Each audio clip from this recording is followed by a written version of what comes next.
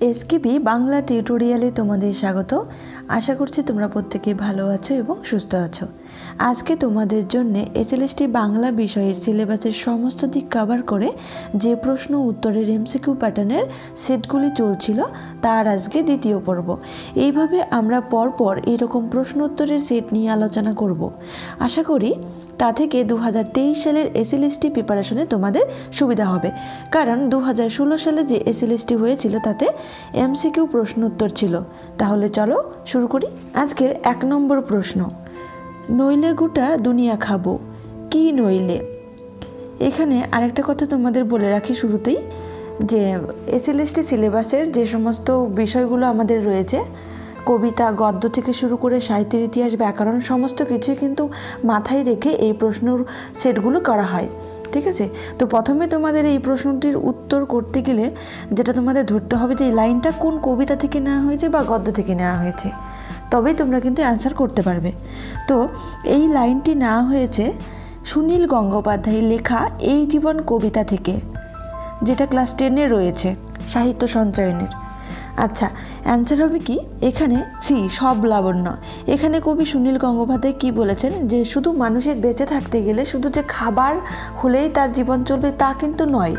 তার বেঁচে থাকতে গেলে তার যে স্বাধীনতা, মানে নিজের ইচ্ছা মতো চলাফেরা, নিজের মানে খেয়াল খুশি মতো চলা, কারো পরাধীনতা হয়ে না থাকা, মানে সমস্ত কিছুই আর কি বলেছেন। সব কিছুই আমার চাই, আর না হলে আমি গোটা দুনিয়াটাকে খেয়ে ফেলবো, এরকম একটা বোঝাতে চেয়েছেন। সব লাবণ্য তার দরকার জীবনে বেঁচে থাকার জন্য।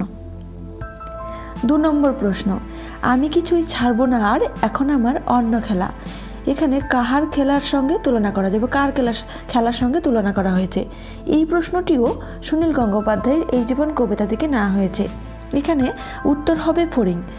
এখানে আমি আর আলোচনা করছি না, কারণ তোমরা নিশ্চয়ই কবিতাটি পড়েছো। এবার যারা পড়োনি তারা পড়ে নিও, তাহলেই অ্যান্সারগুলো বুঝতে পারবে, আরও সুবিধা হবে। 3 নম্বর, সংস্কৃত ভাষায় আত্মনির্ভরশীল পদার্থ কোন ভাষাটি আত্মনির্ভরশীল নয়? এখানে আত্মনির্ভরশীল কথাটি প্রথমে একটু বলে নিই।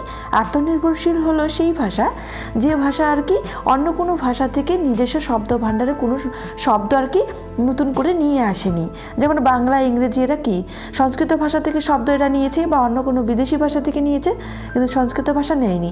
এমনকি দেখো এখানে হিব্রু, আবেস্তা, আরবি এরাও কিন্তু অন্য কোনো ভাষা থেকে নেয়নি, শুধুমাত্র ডি। অ্যান্সার হবে ডি, ফার্সি ভাষা অন্য কোনো শব্দভাণ্ডার থেকে, বিদেশি শব্দ থেকে নিয়েছে, সেই জন্য ফার্সি ভাষা কিন্তু আত্মনির্ভরশীল নয়। 4 নম্বর প্রশ্ন, রবীন্দ্রনাথ স্বাচ্ছন্দ্যে লিখেছেন আব্রু দিয়ে, ইজ্জত দিয়ে, ইমান দিয়ে, বুকের রক্ত দিয়ে। কোথায় লিখেছেন এটা আর কি জানতে চেয়েছে। অ্যান্সার দেখো এখানে কি আছে। অ্যান্সার হবে এ, কর্তার ভূত। 11-12 জন্য যারা বাংলা বিষয় আর কি প্রিপারেশন নিচ্ছ তারা কিন্তু এই বিষয়টা জেনে থাকবে যে কর্তার ভূত গল্পটি এই রবীন্দ্রনাথ ঠাকুর আর কি আব্রু দিয়ে, ইজ্জত দিয়ে লিখেছিলেন। 5 নম্বর, একলা জেগে রই। কারণ এই কবিতাটি মানে এই কাজলা দিদি কবিতার অন্তর্গত এই লাইনটি একলা জেগে রই লিখেছেন যতীন্দ্রমোহন বাগচি। এখানে একলা জেগে থাকার কারণটা কি এটা জানতে চেয়েছেন আর কি। অ্যান্সার হবে এই, ফুলের গন্ধে ঘুম আসে না, সেই জন্য একলা জেগে রই। 6 নম্বর প্রশ্ন, আমি নাকি তুমি কেন চুপটি করে থাকো? কেন চুপ করে থাকো মানে এটা প্রশ্ন করেছে, কারণটা কি? এই লাইনটিও কাজলা দিদি কবিতার অন্তর্গত। অ্যান্সার হবে দিদি আসে না কো। কারণ সেই ছোট্ট ছেলেটি বা খোকাটি যখন তার মাকে বলে আমি একলা একলা বসে খেলছি বা একলা জেগে রয়েছি, দিদি কেন আসে না, যখন এই প্রশ্নটি তোমাকে করি মা, তখন তুমি কেন চুপ করে থাকো সেটা। 7 নম্বর, পোস্টমাস্টার যে গ্রামে আসে তার নাম কি? পোস্টমাস্টার লিখেছেন রবীন্দ্রনাথ ঠাকুর, এটি সাহিত্য সম্ভারে রয়েছে আমরা জানি। অ্যান্সার হবে এ, উল্লাপুর।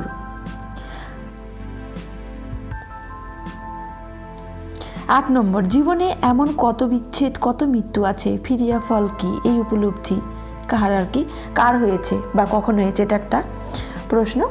অ্যান্সার হবে সি, শ্মশান তীরস্থ নদীর কূলে হবে, তিস্তা না, তীরস্থ নদীর কূলে। কার হয়েছিল? হয়েছিল পোস্টমাস্টারের। এটিও পোস্টমাস্টার গল্প থেকে নেওয়া হয়েছে। 9 নম্বর, বাড়িতে এসে আমার খাতাটা খুলতেই বুকটা ধড়াস করে উঠল, খাতার কালির রং প্রথম কেমন ছিল? এটি প্রফেসর শঙ্কুর ডায়েরি থেকে নেওয়া হয়েছে। অ্যান্সার হবে ডি, সবুজ। 10 নম্বর, লেখাটা কপি করে প্রেসে দেবার পর সেই দিনই বাড়ি এসে শোবার ঘরের তাক থেকে ডায়েরিটা নামাতে গিয়ে দেখি জায়গাটা ফাঁকা। ডায়েরিটার কি হলো? উত্তর হবে এ, দেও পিঁপড়ে খেয়ে ফেলেছে। 11 নম্বর, বিদ্যাসাগরের রচিত ব্যাকরণ কৌমুদী গ্রন্থটি কত সালে প্রথম প্রকাশিত হয়? এখন যাচ্ছে এটা বাংলা সাহিত্য থেকে প্রশ্ন। অ্যান্সার হবে এ, 1853 খ্রিস্টাব্দে। খুবই গুরুত্বপূর্ণ একটা সাল। 12 নম্বর, কোনটি বিদ্যাসাগরের মৌলিক রচনা নয়? নিচে যেগুলো রয়েছে অপশনে সবগুলো কিন্তু বিদ্যাসাগরের রচনা, কিন্তু জানতে চেয়েছে কোনটা মৌলিক রচনা নয়। অ্যান্সার হবে এ, ভ্রান্তিবিলাস। 13 নম্বর, রবীন্দ্রনাথের প্রথম প্রবন্ধ ভুবন মোহিনী প্রতিভা অবসর সরোজনী দুঃখ সঙ্গিনী কোন পত্রিকায় প্রকাশিত হয়? এটা কিন্তু গুরুত্বপূর্ণ একটা প্রশ্ন যে রবীন্দ্রনাথের প্রথম প্রবন্ধের নাম কি আসতেই পারে। অ্যান্সার হবে ডি, জ্ঞানাঙ্কুর পত্রিকায়। 14 নম্বর, মেঘনাদবধ কাব্যের প্রথম সমালোচনা রবীন্দ্রনাথের কবে ভারতী পত্রিকায় হবে? ভারতী পত্রিকায় প্রকাশিত হয়। অ্যান্সার হবে এ, 1877 খ্রিস্টাব্দে। 15, কোনটি রবীন্দ্রনাথের আত্মজীবনীমূলক রচনা নয়? অ্যান্সার হবে বি, মানুষের ধর্ম। 16 নম্বর, কোনটি ঠিক নয়? এখানে দেখো বিভিন্ন গ্রন্থের নাম রয়েছে, এমনকি তার প্রকাশসাল রয়েছে। এবার কোনটি সঠিক নয় সেটা তোমাদের নির্ণয় করতে হবে। অ্যান্সার হবে ডি, বিজ্ঞান রহস্য। 1974 সাল রয়েছে এখানে। সঠিক অ্যান্সারটি কি হবে? সঠিক অ্যান্সার হবে 1875। 17 নম্বর, প্রমথ চৌধুরীর মৃত্যু সাল কত? অ্যান্সার হবে বি, 1946 খ্রিস্টাব্দ। 18, কোন গ্রন্থটি প্রমথ চৌধুরীর রচনা নয়? উত্তর হবে সি, জগৎ কথা। 19 নম্বর, কোনটি সৈয়দ মুজতবা আলীর ছদ্মনাম নয়? অ্যান্সার হবে বি, চাচাজি। 20 নম্বর, সৈয়দ মুজতবা আলীর রচিত দেশে বিদেশে কবে গ্রন্থাকারে প্রকাশিত হয়? অ্যান্সার হবে 1949 খ্রিস্টাব্দে। 21 নম্বর প্রশ্ন, জগদীশচন্দ্র বসুর জন্মসাল কত? অ্যান্সার হবে এ, 1858 খ্রিস্টাব্দ। 22 নম্বর প্রশ্ন, কোনটি জগদীশচন্দ্র বসুর রচনা নয়? অ্যান্সার হবে সি, ক্রিয়েটিভ ইউনিটি। 23 নম্বর প্রশ্ন, পশ্চিমবঙ্গের সংস্কৃতি গ্রন্থটির রচয়িতাকে? উত্তর বিনয় ঘোষ, এ। 24 নম্বর, the origin and development of the Bengali language গ্রন্থটির প্রকাশ সাল কত? অ্যান্সার হবে সি, 1926। 25 নম্বর, কোনটি ভাষাচার্য সুনীতি কুমার চট্টোপাধ্যায়ের রচিত নয়? অ্যান্সার হবে D, A grammar of the Bengali language. এই প্রশ্নটিও কিন্তু খুব গুরুত্বপূর্ণ যে হ্যালহেডের লেখা A grammar of the Bengali language. 26 নম্বর, দেখো এখানে অনেকগুলো চারটি অপশন রয়েছে, চারটি যে সন্ধিবিচ্ছেদ করা রয়েছে, কোনটি ভুল সেটা তোমাদের নির্ণয় করতে হবে। উত্তর হবে সি, ঋতযুক্ত আয়ন, ঋতায়ন। 27 নম্বর, কোনটি ঠিক নয়? এক্ষেত্রেও একই রকম প্রশ্ন। উত্তর হবে এ, গতায়াত। গতযুক্ত অয়াত আছে, এখানে আয়াত হবে। 28 নম্বর, কোনটি ঠিক নয়? এক্ষেত্রেও তাই। দেখো উত্তর হবে সি, ভূর্দ। ভয়ে দীর্ঘ আছে, ওটা সঠিক। পরে দেখো রসু রয়েছে, ওটা দীর্ঘ ও হবে, তবে সঠিক হবে। 29 নম্বর, কোনটি ঠিক নয়? উত্তর হবে এ, অস্ত্রযুক্ত উপাচার আছে, দেখো উপচার হবে। 30 নম্বর, কোনটি ঠিক নয়? উত্তর হবে সি, শুভযুক্ত ঐশী। 31 নম্বর, কোনটি ঠিক নয়? উত্তর হবে এ, স্বাধীনতা, সুযুক্ত অধীনতা রয়েছে। 32 নম্বর, কোনটি ঠিক নয়? এখানে হবে বি, সয়ত, সে যুক্ত ইত রয়েছে। 33 নম্বর, কোনটি ঠিক নয়? দেখো অ্যান্সার হবে ডি, পৌর আছে, প্রযুক্ত পুরো রয়েছে। 34 নম্বর, কোনটি ঠিক নয়? উত্তর হবে সি, সম্মতি, সৎ যুক্ত মূর্তি। 35 নম্বর, নাতনি শব্দটি ধ্বনি পরিবর্তনের কোন রীতির ফলে সৃষ্ট হয়েছে আর কি। নাতনি, দেখো নাতিনি থেকে নাতনি হয়, এটা হবে অ্যান্সার হবে ডি, সম্পকর্ষ। 36 নম্বর, সিপাহী থেকে সেপাই ধ্বনি পরিবর্তনে কোন রীতির ফলে সৃষ্ট? উত্তর হবে স্বরসঙ্গতি। দেখো সিপাহী, ইটা এ হয়ে গেছে। 37 নম্বর, অপূর্ব এক স্বপ্ন সম লাগিতেছিল চক্ষে মম বাক্যাংশটি কোন গ্রন্থের অন্তর্গত? এই লাইনটি কোন কবিতা থেকে নেওয়া হয়েছে প্রথমে বুঝতে হবে, তবে আমরা সঠিক অ্যান্সারটি করতে পারবো। এই লাইনটি নেওয়া হয়েছে রবীন্দ্রনাথ ঠাকুরের লেখা কৃপণ কবিতা থেকে, সাহিত্য সম্ভারে রয়েছে, তোমরা জানো প্রত্যেকেই। বাক্যাংশ দেখো এখানে রয়েছে বাক্যাংশটি কোন গ্রন্থের অন্তর্গত। এখানে কিন্তু বলা নেই যে বাক্যটি কোন কবিতার অন্তর্গত, এখানে কিন্তু তোমাদের ভুল হতে পারে। দেখো কৃপণ কবিতার লাইন আমি বলেছি, এখানে অ্যান্সার তাহলে এই কৃপণ কবিতা হওয়া উচিত, কিন্তু না, সেটা না হয়েছে কি সি, খেয়া। কারণ দেখো কোন গ্রন্থ বলেছে, কারণ কৃপণ কবিতাটি খেয়া কাব্যগ্রন্থের অন্তর্গত। 38 নম্বর, তখন কাঁদি চোখের জলে দুটি নয়ন ভরে কেন কাঁদে? এখানে অ্যান্সার হবে এ, সব কিছু শূন্য করে না দেওয়ার জন্য। কৃপণ কবিতাটি যারা পড়নি তারা পড়ে নেবে যে সেখানে সব কিছু না দেওয়ার জন্য কেন কেঁদেছিল, কারণ যা কিছু দিয়েছিল সেটা কিন্তু সোনা হয়ে আবার ফেরত এসেছিল, সেই জন্য। এটুকু শুধু বলে রাখি, আর যারা পড়েছে তারা তো জানোই।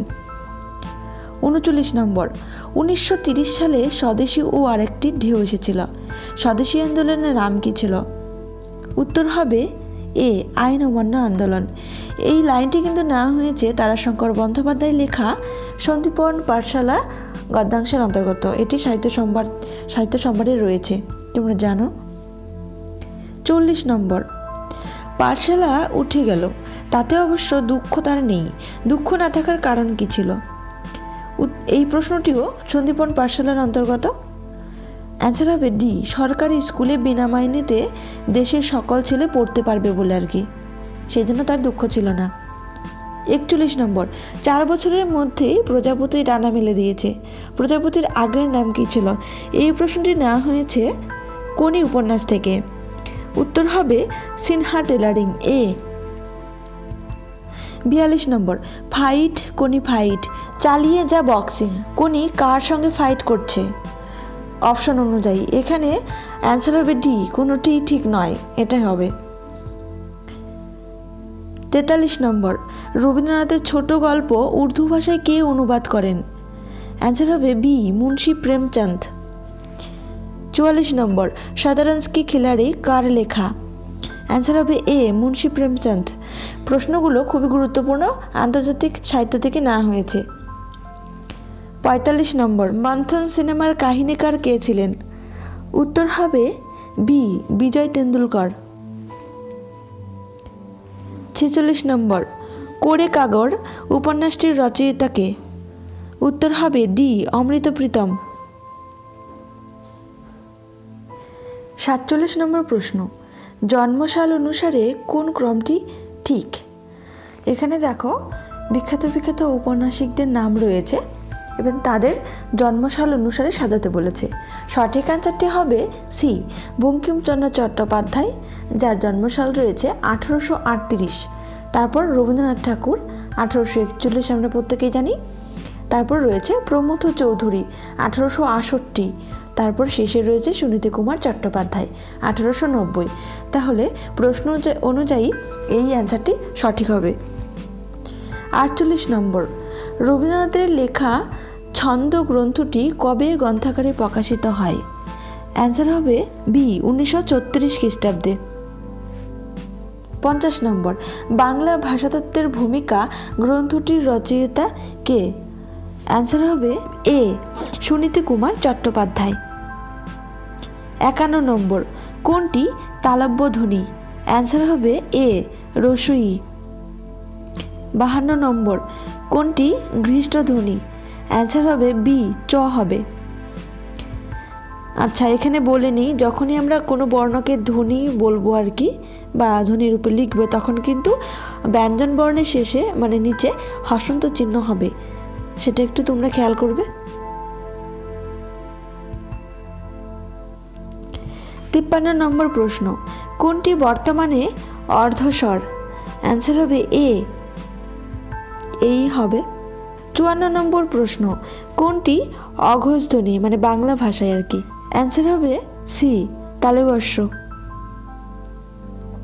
55 নম্বর প্রশ্ন, দন্তান্ন উচ্চারণের স্থান অনুসারে কোন শ্রেণীর? এখানে কিন্তু তোমরা ভুল করতে পারো। প্রথম অপশানে দেখো রয়েছে নাসিক্য, তারপরে রয়েছে অনুনাসিক, তারপরে রয়েছে দন্ত, তারপরে রয়েছে দন্তমূলীয়। আমরা কিন্তু অনেক সময় কি করি, যে প্রশ্ন কমন এসেছে ভেবেই এক্সাইটমেন্ট এতটা বেড়ে যায় যে তখন অন্যগুলো অপশন আমরা না পড়েই প্রথমে দাগ দিয়ে ফেলি। এখানে নাসিক্য হলে কিন্তু তোমরা ভুল করবে। অ্যান্সার হবে ডি, দন্তমূলীয়। উচ্চারণ স্থান অনুসারে বলেছে। আজকের ক্লাসটি এ পর্যন্তই। ভালো লাগলে একটি লাইক করো আর বন্ধুদেরকে শেয়ার করতে ভুলো না। সুস্থ থেকো, ভালো থেকো, ধন্যবাদ।